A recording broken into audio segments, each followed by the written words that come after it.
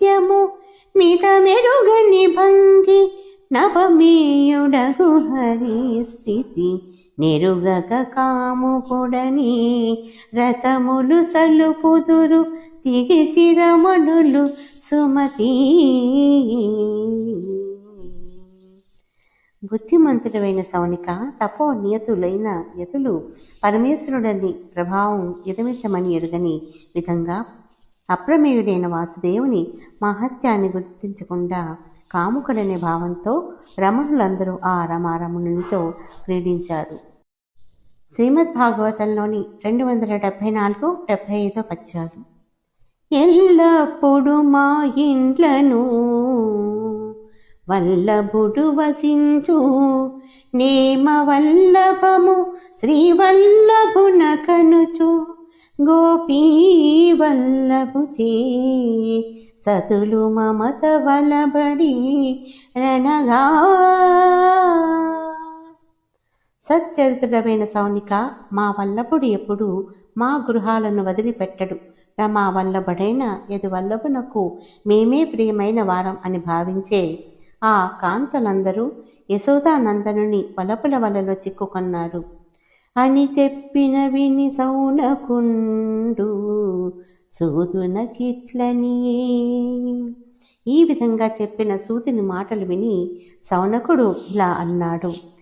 శ్రీమద్ భాగవతంలోని 276 పద్యం. ఉత్తరకు పరీక్షిత్తు జన్మించుట. గురునందనుండు సక్రోధుడై వేసిన బ్రహ్మశిరో నామ బాణవగ్ని కంపించునుత్తర గర్భంబు గ్రమ్మర పద్మలోచను చేత బ్రతికెనండ్రు గర్భస్థుడగు బాలు కంసారి ఏ రీతి బతికించే మృత్యువు భయము వాపి జనిగించి అతడెన్ని సంవత్సరములుండి నిర్భంగి వర్తించే నేమి చేసే. వినుముసుకుడు వచ్చి విజ్ఞాన పద్ధతి నతనికెట్లు చూపే నతడు పిదపతన శరీరమే విధంబున వర్చించే విప్రముఖ్య నాకు విస్తరింపుము.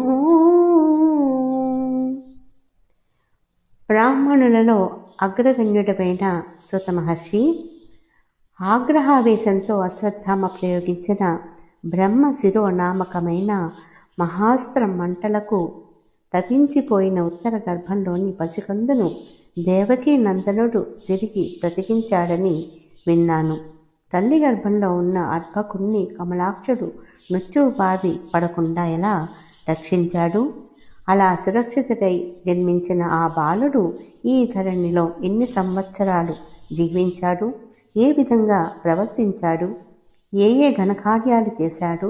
అనంతరం ఆయన తన తనువును ఏ విధంగా త్యజించాడు? ఈ విషయాలన్నీ నాకు